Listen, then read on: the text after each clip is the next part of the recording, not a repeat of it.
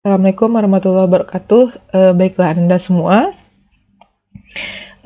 Pada hari ini kita akan mencoba membahas mengenai sebuah kajian, yaitu budaya wirausaha.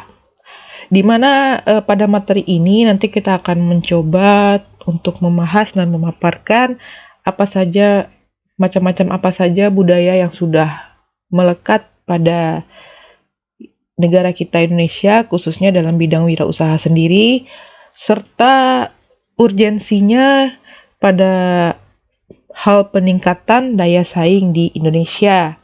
Nah, sebagaimana yang sama-sama kita ketahui bahwa peningkatan daya saing nasional itu sangat penting sekali bagi negara kita, sehingga dapat nantinya kita harapkan negara kita ini bisa bersaing dengan negara lain dalam situasi global dan regional yang juga semakin kompetitif.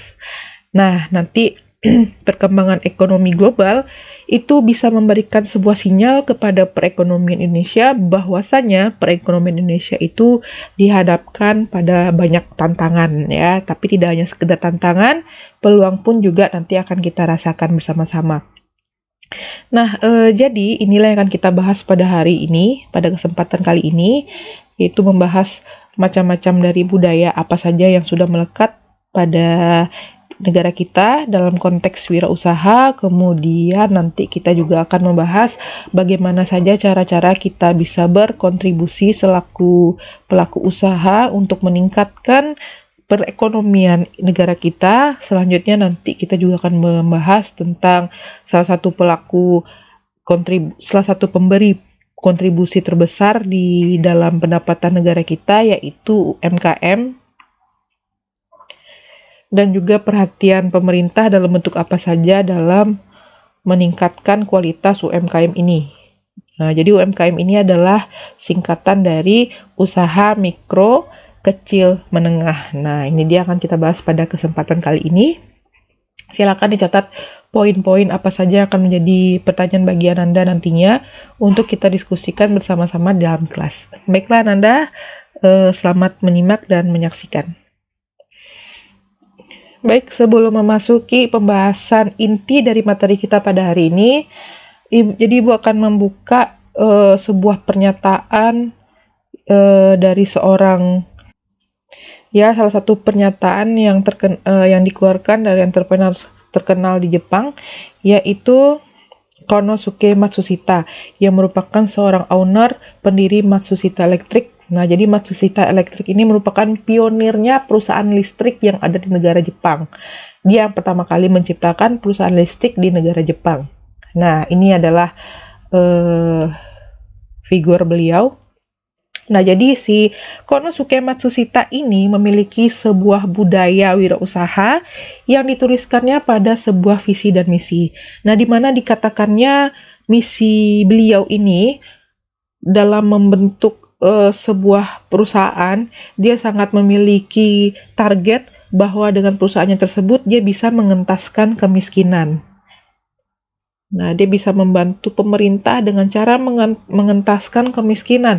Kemudian dia juga ingin menyelamatkan masyarakat secara keseluruhan dari dampak-dampak atau akibat-akibat dari pengaruh kemiskinan, seperti munculnya kriminalitas, ya, penyakit mungkin yang tidak terobati, dan lain-lain sebagainya. Serta dia ingin sekali dengan berdirinya perusahaan tersebut, dia bisa mengusahakan kesejahteraan umum bagi pihak-pihak yang terlibat di dalam perusahaannya. Seperti contohnya karyawannya, ataupun penduduk-penduduk atau masyarakat yang tinggal di sekitar lingkungan perusahaan tempat dia berdiri, tempat perusahaannya itu berdiri.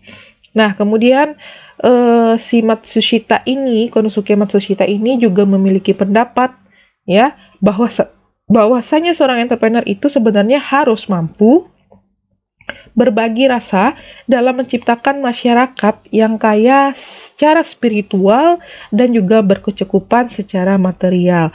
Nah, bisa kita ambil kesimpulan bahwa seorang Konosuke Matsushita ini benar-benar sangat berjiwa sosial sekali, memiliki tujuan mulia dalam kegiatan entrepreneurnya, dan dia tidak ingin merasakan kenikmatan dari hasil entrepreneurnya tersebut untuk dirinya sendiri, tapi dia juga ingin berbagi ke sesama. Nah, ini merupakan salah satu contoh bentuk budaya wirausaha yang diterapkan oleh salah satu entrepreneur sukses di negara Jepang itu sendiri. Baik Ananda, kita lanjut masuk ke slide berikutnya. Nah, tujuan pembelajaran kita membahas materi kali ini yaitu yang pertama adalah agar mahasiswa bisa mengetahui apa saja kontribusi-kontribusi yang bisa diberikan dalam bidang kewirausahaan sebagai penggerak perekonomian khususnya bagi negara berkembang, negara maju, bahkan negara yang miskin. Kemudian tujuan pembelajaran yang kedua, agar mahasiswa memahami secara umum dan global apa saja bentuk budaya kewirausahaan yang ada di Indonesia. Nah, kemudian yang terakhir, tujuan pembelajaran kita adalah agar Ananda semua memahami peran salah satu tulang punggung penggerak perekonomian nasional, yaitu usaha mikro, kecil, menengah. Nah, ini yang sangat perlu kita pelajari karena sektor UMKM ini memang dianggap itu punya pengaruh khusus dalam menambah pundi-pundi perekonomian nasional kita semua. Baik, selanjutnya. Nah, untuk narasi pengantarnya di sini saya sampaikan bahwasanya alasan kita mempelajari ini sebenarnya adalah karena negara kita itu sudah terlibat yang namanya kegiatan globalisasi. Nah, di mana salah satu kegiatan globalisasi ini bentuknya adalah Masyarakat Ekonomi ASEAN atau MEA. Nah, sedikit gambaran tentang globalisasi ini Anda semua. Jadi globalisasi ini merupakan sebuah kegiatan yang membebaskan semua negara untuk terlibat dalam suatu sektor tertentu. Nah, tergantung kerjasama apa yang mereka libatkan dalam hal tersebut. Nah, untuk kegiatan Masyarakat Ekonomi ASEAN ini misalnya ya, yang merupakan salah satu bentuk dari globalisasi. Nah, jadi semua negara-negara ASEAN ini sudah menyepakati bahwa mereka akan bekerja sama ya dalam meningkatkan perekonomian masing-masing negara. Nah, jadi mereka saling bekerja sama untuk meningkatkan perekonomian masing-masing negara tersebut ya, saling berkontribusi satu sama lain.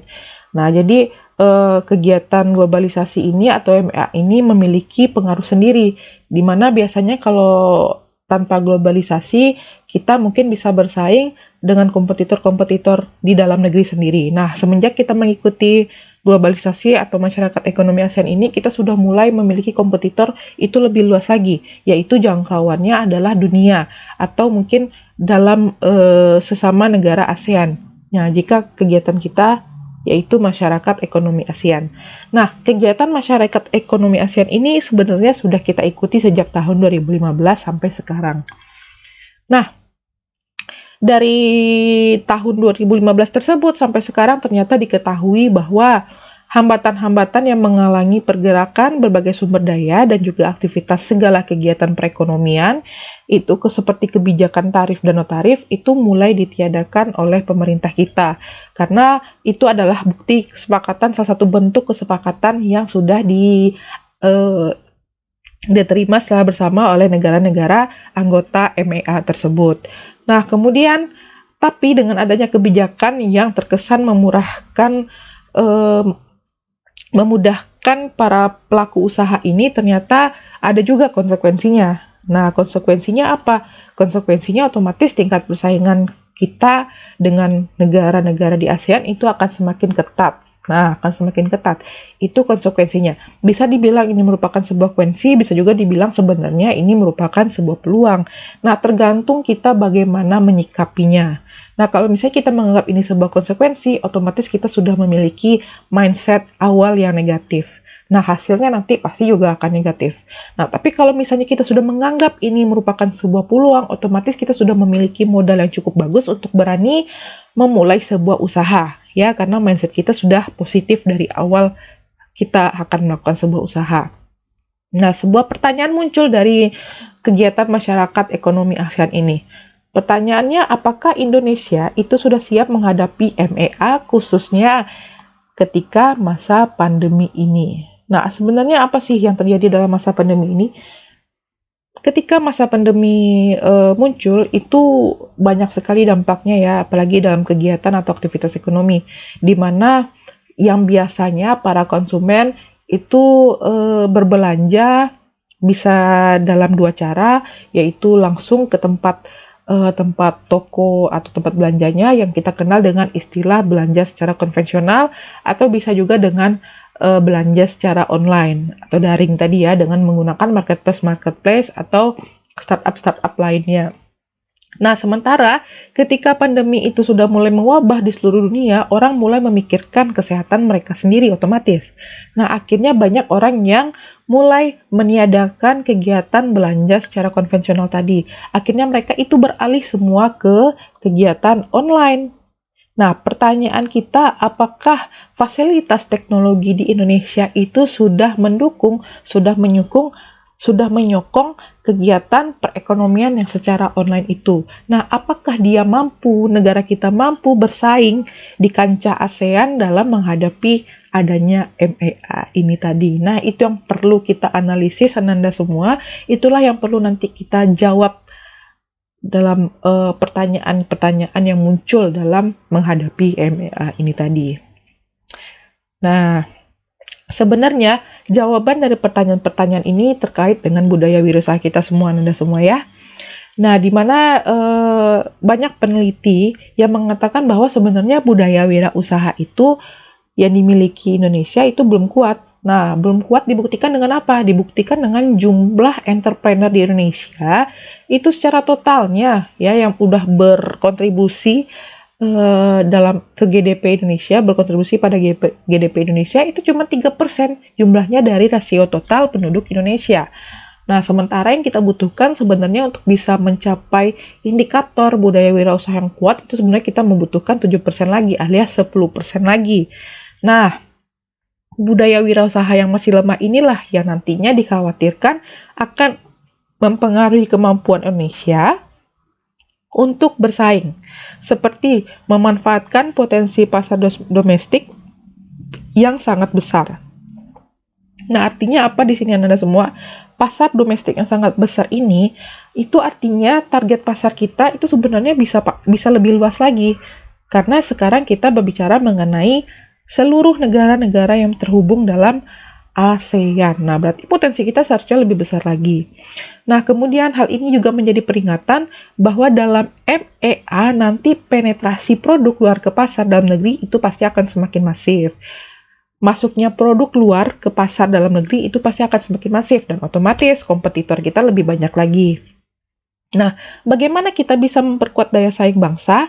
Sebenarnya itu bisa kita lakukan dengan menggunakan peran masing-masing, seperti pemerintah. Nah, peran pemerintah itu pasti sangat diperlukan dengan dia bisa mengeluarkan kebijakan-kebijakan yang bisa mendukung adanya peningkatan budaya wirausaha itu sendiri. Kemudian tidak hanya pemerintah, tapi kita sebagai pelaku usaha juga bisa membantu pemerintah ya dengan cara mungkin melakukan atau mendirikan usaha itu sendiri. Nah, kemudian yang ketiga adalah hal-hal yang terlibat dalam lembaga-lembaga pemerintah yang bisa menyokong adanya kegiatan peningkatan wawasan atau ilmu dari bidang kewirausahaan itu sendiri. Nah, salah satu hal yang bisa dilakukan pemerintah yaitu bisa mendorong agar kewirausahaan menjadi budaya baru dalam kehidupan masyarakat Indonesia, seperti dengan cara melibatkan lembaga-lembaga pendidikan, institusi-institusi pendidikan, mulai dari tingkat dasar sampai dengan pendidikan tinggi.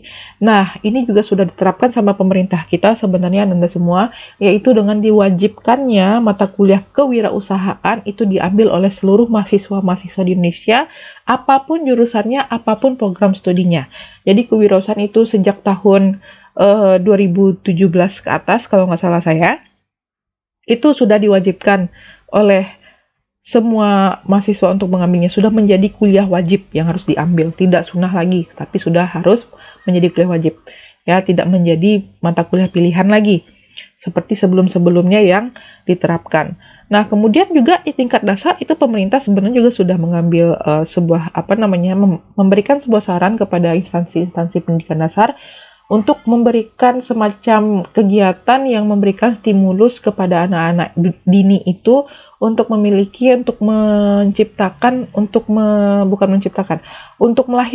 melahirkan jiwa entrepreneurship-nya secara dini.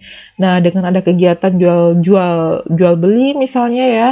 Kebetulan ada beberapa juga itu adik-adik saya yang masih SD itu mereka sekali satu semester itu mengadakan kegiatan jual beli yang dilakukan di lapangan sekolahnya. Nah, jadi ya secara sederhana sebenarnya itu sudah sangat bisa membantu penciptaan spirit entrepreneurship yang bisa lahir saja dari usia dini tadi.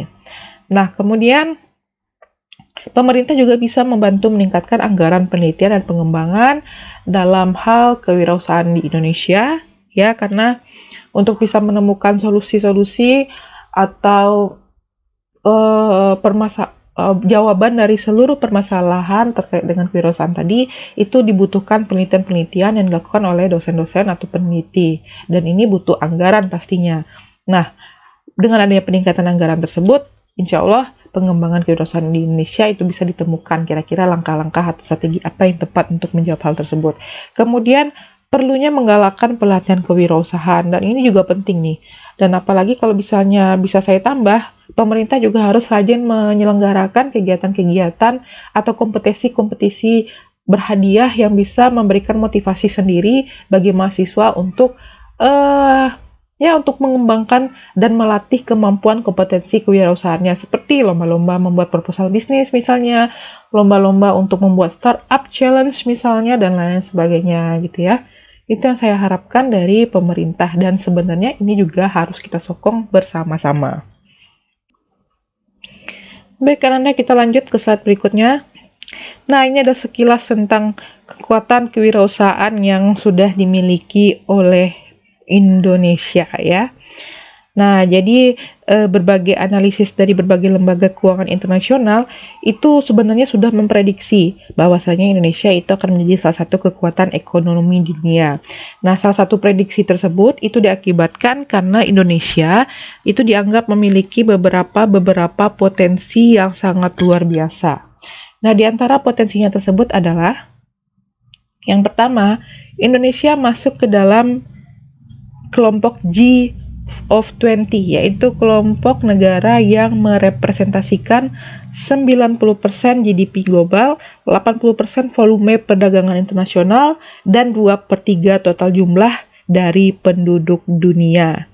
Nah, potensi Indonesia untuk menjadi salah satu kekuatan ekonomi dunia ini sangat besar, karena di antara negara anggota G20 pada tahun 2012 dan 2013, Indonesia pernah menjadi negara dengan pertumbuhan ekonomi tertinggi kedua setelah Cina. Nah, ini dia. Ini datanya bisa Anda dapatkan di Google. Nah, selama 5 tahun antara 2009 sampai 2013, pertumbuhan ekonomi Indonesia itu memiliki rata-rata mencapai 5,9% per tahunnya, Anda semua. Nah, kemudian dengan pencapaian tersebut ditambah pula dengan adanya wilayah yang luas.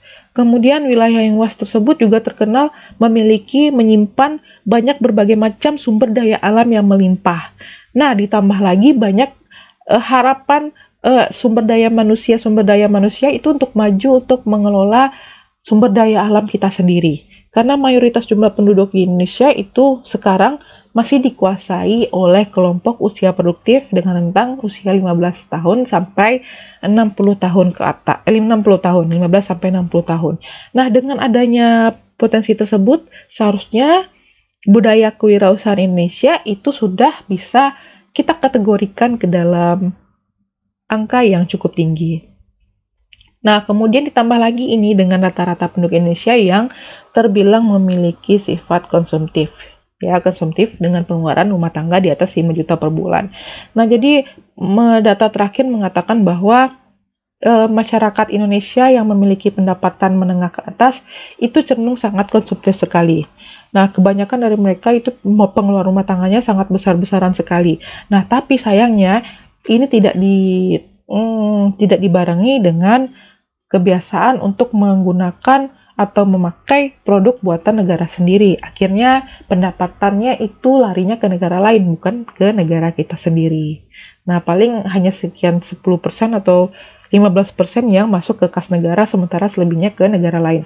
Nah, bayangkan jika misalnya penduduk Indonesia tadi yang menengah ke atas tadi itu bisa dengan konsisten menggunakan atau membeli produk-produk dari negara kita sendiri, dari ciptaan negara kita sendiri, otomatis perputaran uang itu akan kembali pada negara kita juga. Nah, dari kita untuk kita sendiri. Nah, itu dia salah satunya kekurangan masyarakat Indonesia, yaitu konsumtif tapi pada barang-barang dari luar negeri. Nah, kemudian muncul sebuah permasalahan. Nah, seperti yang Ibu sampaikan tadi, potensi-potensi yang dimiliki Indonesia tadi itu ternyata tidak diiringi dengan adanya peningkatan produktivitas masyarakat. Nah, produktivitas ini, Ananda, itu bisa kita definisikan sebagai sebuah pandangan hidup atau sikap mental yang selalu berusaha untuk meningkatkan mutu kehidupan. Nah, di dalam definisi kerja, produktivitas itu bisa diartikan sebagai perbandingan antara hasil yang dicapai atau keluaran ya dengan keseluruhan sumber daya masukan yang digunakan per satuan waktu.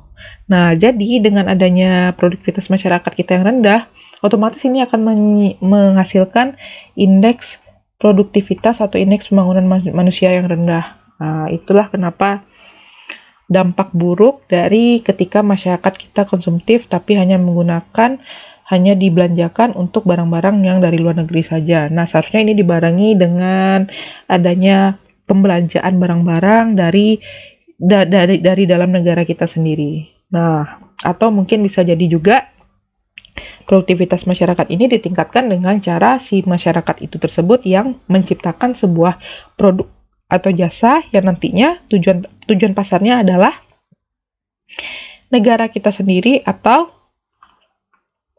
luar negeri atau pasar internasional. Nah, kemudian akibatnya adalah penduduk yang tidak produktif tadi bisa berdampak pada perekonomian dunia karena gemar konsumtif sehingga bisa berdampak pada perekonomian dunia. Apa pengaruhnya tadi juga sudah saya jelaskan di paparan di atas, pada paparan sebelumnya. Nah, ini dia kunci permasalahannya. Menurunnya daya produktivitas masyarakat sehingga masyarakat lebih memilih untuk menjadi seorang karyawan. Nah, jadi gini Ananda, ada dua jenis pekerja yang dapat kita temui dimanapun. Yang pertama, yaitu pekerja yang memiliki pola pikir entrepreneur. Nah, yang kedua adalah pekerja dengan pola pikir karyawan atau salaryman. Nah, pola pikir yang sebagai karyawan inilah yang banyak dimiliki oleh warga kita negara Indonesia. Karena mereka memiliki mindset bahwasanya karyawan itu sudah memiliki kenyamanan finansial ya, karena dia mendapatkan pendapatan yang jelas setiap bulannya. Sementara menjadi pengusaha itu dianggap memiliki resiko sendiri, lebih banyak resikonya dibandingkan mendapatkan keuntungannya. Jadi pendapatannya tidak jelas. Akhirnya banyak mindset yang memiliki bahwasanya untuk menjadi karyawan itu lebih aman dibandingkan dengan menjadi seorang pengusaha. Nah, padahal sebenarnya menjadi pengusaha itu tidak kalah lebih menyenangkannya juga dibandingkan dengan menjadi seorang karyawan. Karena ketika kita menjadi seorang pengusaha, itu kita bisa membuat jalan hidup kita sendiri dibandingkan dengan seorang karyawan yang cuma bisa pasrah terhadap aturan-aturan yang sudah ditetapkan oleh budaya perusahaan itu sendiri. Nah, seorang pengusaha itu tidak akan tunduk pada ide dan arahan orang lain. Mereka menikmati sebuah kemerdekaan, sementara karyawan itu selalu dituntut untuk melakukan tugas sesuai dengan job description mereka. Mereka juga kadang-kadang dihadapi dengan beban-beban kerja yang bahkan kadang-kadang melewati batas kemampuan mereka sendiri. Nah, itu dia. Terlepas dari apa minat mereka, para karyawan itu biasanya akan merasa cepat asing di tempat kerjanya sendiri. Nah, jadi banyak sekali macam sebenarnya hal-hal yang bisa kita kategorikan dalam kelebihan seorang pengusaha dibandingkan dengan ketika kita memutuskan untuk menjadi seorang karyawan. Nah, itu dia Ananda semua. Itu yang dimiliki oleh masyarakat lebih dominan ingin menjadi karyawan atau bahkan menjadi PNS dibandingkan dengan menjadi seorang pengusaha. Nah, dalam konteks inilah keberadaan kelompok masyarakat yang memiliki spirit entrepreneurship sangat diharapkan kehadirannya. Nah, hal ini merupakan pekerjaan rumah bagi perekonomian Indonesia. Bagaimana caranya agar spirit tersebut bisa menjadi gaya hidup dan juga pola pikir baru, terutama khususnya bagi para kaula muda yang memiliki keadaan psikologi yang lagi tinggi-tingginya, lagi bagus-bagusnya. Kemudian kaula-kaula muda juga ini biasanya sangat update dengan kejadian-kejadian di sekitar, apa yang lagi permasalahan yang ada di lingkungan sekitarnya, itu bisa dijadikan sebuah peluang untuk menangkap sebuah ide usaha atau ide bisnis. Nah, mari kita berkontribusi. Dengan cara apa kita berkontribusi? Yang pertama, dengan memiliki kemampuan beradaptasi dengan cara fleksibel, inovatif, cepat, dan tanggap terhadap tanda-tanda perubahan atau permintaan pasar yang cenderung berubah tergantung dari suatu musim atau kondisi tertentu. Kemudian kita juga bisa memupuk semangat dan pola pikir wirausaha sebagai jaminan sebuah eksistensinya spirit entrepreneurship dalam diri kita sendiri. Yang ketiga, jadikan persoalan yang sering dihadapi oleh diri sendiri minimal sebagai sebuah awal dari tercetusnya ide dalam membentuk sebuah usaha atau bisnis. Nah, ini sedikit ada cerita untuk contoh nomor 3 ya. Di sini Ibu ambil contoh perusahaan Gojek yang didirikan oleh Bapak Menteri Pendidikan kita ya, yaitu Bapak Nadiem Makarim. Nah, Bapak Nadiem ini pernah menceritakan di sebuah berita ya tentang awal inspirasinya mendirikan layanan ride sharing berbasis sepeda motor tersebut. Nah, Bapak Nadiem ini jadi dulunya merupakan seorang pengguna setia ojek konvensional atau ojek yang biasanya mangkal-mangkal di sekitar rumah beliau dulu. Nah, karena beliau itu merasa bahwa ojek tersebut merupakan transportasi andalannya dalam menembus macetnya lalu lintas Jakarta. Kebetulan pada saat itu juga beliau tidak memiliki mobil. Nah, kemudian lantaran sering naik ojek, Bapak Nadiem yang dari lulusan dari jurusan bisnis Universitas Harvard ini, ya, mulai tuh ngobrol-ngobrol atau diskusi-diskusi dengan pengendara ojek langganannya. Nah, dari obrolan-obrolan tersebut, sepanjang perjalanannya, akhirnya dia mengetahui seluk-beluk tentang dunia perjuangan tukang ojek. Nah, kemudian karena dia merasa prihatin dengan nasib para tukang ojek tersebut, dia kemudian berusaha melakukan sesuatu. Nah, kemudian akhirnya tercetuslah PT Gojek Indonesia, perusahaan yang didirikan Bapak Nadiem ini bersama dengan rekan-rekan yang lain. Nah, kemudian dia juga memiliki produk berupa layanan ojek panggilan atau Gojek. Nah, itu salah satu contoh betapa Bapak Nadiem Makarim itu bisa sangat luar biasa menjadikan permasalahan para kumpulan tukang ojek langganannya itu untuk dijadikan sebuah ide usaha atau ide bisnis yang sekarang kita sama-sama ketahui Gojek itu bahkan luar biasa sekali. Pemasukannya bisa sangat sampai miliaran rupiah. Nah, itu dia salah satu bentuk contoh dari poin nomor 3. Yang terakhir adalah kita bisa memulai dengan usaha yang sesuai dengan minat dan finansial kita. Nah, kalau misalnya kita sudah bisa menjalankan usaha sesuai dengan minat dan passion kita, tapi tidak didukung dengan finansial kita, itu jangan takut Ananda. Kita bisa saja mencari seseorang, ya, bisa mencari mitra yang bisa menjadi investor untuk memodali usaha kita, pendirian usaha kita. Atau kita juga bisa mencari pinjaman-pinjaman dari bank atau lembaga-lembaga kreditur yang juga menyediakan fasilitas peminjaman modal. Nah, jadi permasalahan mengenai finansial itu bisa kita selesaikan dengan baik. Nah, lanjut ini adalah tujuan pembelajaran kita, sedikit pemaparan tentang usaha mikro kecil menengah. Nah, jadi usaha mikro kecil menengah ini merupakan salah satu bentuk budaya wirausaha Ananda yang harus menjadi perhatian pemerintah. Karena UMKM ini memiliki aspek kualitatif yang menjadi kunci pengembangan kewirausahaan. Nah, di manakah letak aspek kualitatifnya? Yaitu di sini. Jumlah aspek kualitatif UMKM itu terletak pada jumlahnya, di mana pada saat ini jumlah UMKM Indonesia itu ada sekitar 80% dari total seluruh usaha-usaha yang ada di Indonesia. Nah, 80% total UMKM ini ternyata bisa menyerap sebesar 95% total angkatan kerja yang ada. Nah, namun sayang, kontribusi UMKM yang cukup besar tersebut, jumlah UMKM yang cukup besar tersebut terhadap GDP ternyata masih kecil. GDP ini adalah pendapatan nasional. Masih kecil karena apa? Karena kembali lagi penjelasan yang Ibu sebutkan tadi di atas, bahwasanya banyaknya penduduk Indonesia yang menggemari untuk berbelanja pada barang-barang yang diciptakan oleh negara asing dibandingkan negara diri sendiri. Nah, kemudian ini salah satu penyebabnya adalah rendahnya kesadaran masyarakat Indonesia untuk berbelanja di sektor UKM.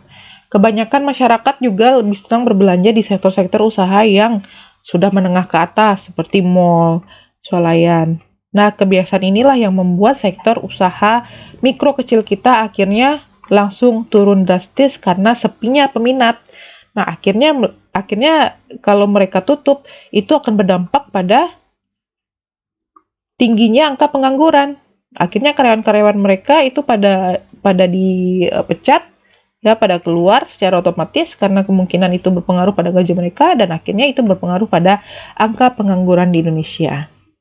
Nah, jadi sama-sama kita bantu perkembangan atau pertumbuhan saudara-saudara kita memiliki usaha skala mikro dan juga kecil, terutama yang itu. Nah, ini kesimpulannya. Jadi kegiatan wirausaha telah terbukti baik secara akademis maupun praktik lapangan itu memberikan kontribusi besar Ananda bagi pertumbuhan ekonomi. Nah, wirausaha mampu mempekerjakan tenaga kerja yang tidak terserap oleh perusahaan-perusahaan milik negara.